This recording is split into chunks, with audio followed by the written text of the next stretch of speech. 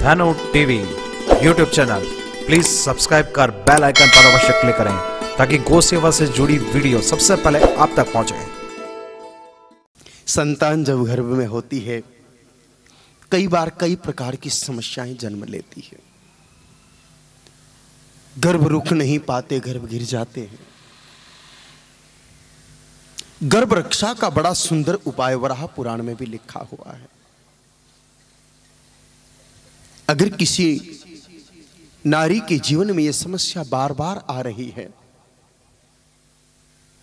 एक नहीं अनेक बार आ रही है, उसके लिए बहुत सरल और सुंदर उपाय लिखा है। गाय माता के गोबर की शुद्ध भस्म बनाओ।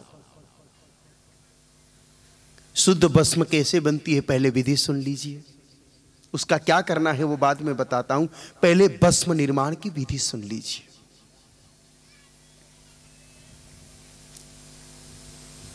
गाय माता जब गोबर करे,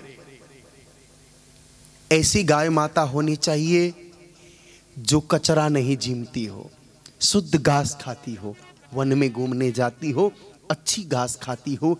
ऐसी गाय माता का गोबर भूमि पर गिरे उससे पहले किसी वस्त्र में उठा ले, साफ जगह पर, धूप में नहीं, छाया में सुखा ले। ये काम सर्दी के मौसम में करो तो ज्यादा अच्छा होता है, बरसात में नहीं किया जाता। इस काम को गर्मी में कर सकते हैं, सर्दी में ज्यादा अच्छा होता है, बरसात में बिल्कुल नहीं करना चाहिए।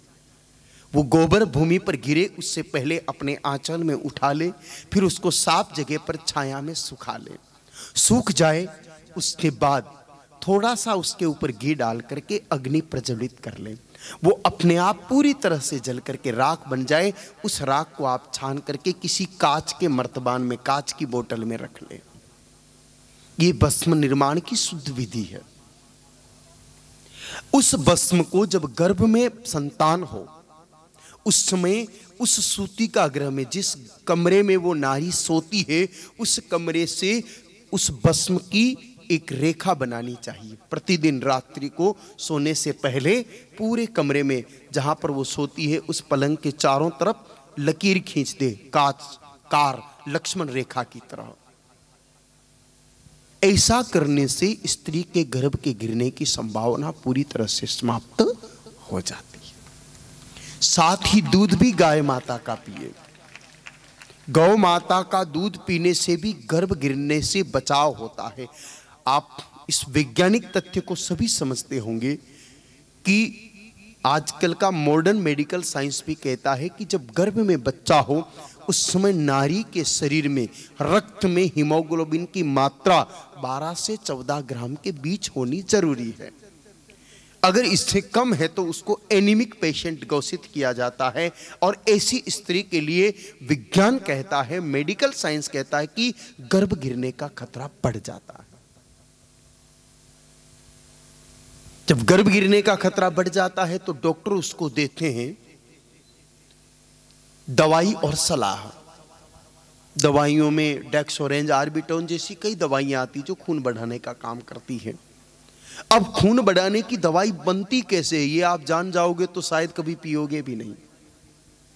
आम तौर पर खून बढ़ाने की दवाई जो बनाई जाती है, कत्ल खाने में जो पापी लोग, राक्षसी वृत्ति के लोग जो होते हैं, जो गौ माता की हत्या करते हैं, उन कत्ल खानों में जो गाय माता का खून निकलता है, उस खून को मल्टीनेशनल मेडिसिन मैन्युफैक्चरिंग कंपनियां खरीद करके लाती है और केमिकल ट्रीटमेंट से उसका प्रोटीन प्लाज्मा अलग करके रक्तवर्धक औषधि, खून बढ़ाने वाली दवाई का निर्माण करती है। अब एक बहुत बड़ा प्रश्न है मेरे भाई बहनों कि किसी नारी के गर्भ में संतान हो और वो खून बढ़ाने के लिए गाय माता के खून से बनी हुई दवाई पिए, तो बोलो गर्भ में बच्चा है और वो गाय माता का खून पी रही है तो उस खून का असर बच्चे पर तो पड़ेगा।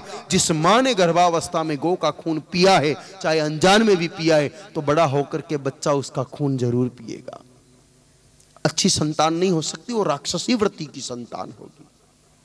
बचने का उपाय, विज्ञान इस चीज को मानता है कि भैंस के दूध में जो सफेद रंग का होता है उसमें ट्रांस फैट और बैड फैट होती है, जबकि गाय माता का पीला दूध जिसमें कैरोटीन की मात्रा अधिक होती है जो खून में हीमोग्लोबिन को बढ़ाने का काम करती है। इसलिए गाय माता का दूध पीने से खून में हीमोग्लोबिन की मात्रा पर्याप्त रहेगी तो गर्भ गिरने की संभावना नहीं रहेगी। इसलिए ऐसी दवाई का सेवन नहीं करना पड़ेगा, बच जाओगे आप।